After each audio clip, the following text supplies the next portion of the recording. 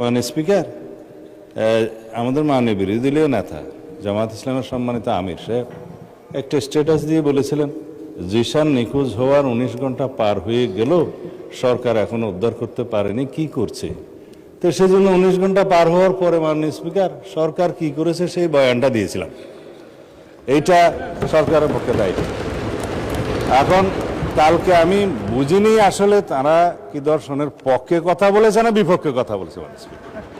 কারণ মাননীয় মন্ত্রী, আমরা তো দুর্নীতি দমন কমিশন নিয়ে আলাপ করছি। ঠিক আছে, এটার উপরে শেষ তাইলে দুর্নীতিতেই যাচ্ছে মাননীয় স্পিকার। দুর্নীতির ক্ষেত্রে বলেছে উচ্চ এবং নিম্ন দুর্নীতি। আইনে কিন্তু ডেফিনেশনে উচ্চ দুর্নীতিও নাই, নিম্ন দুর্নীতিও নাই।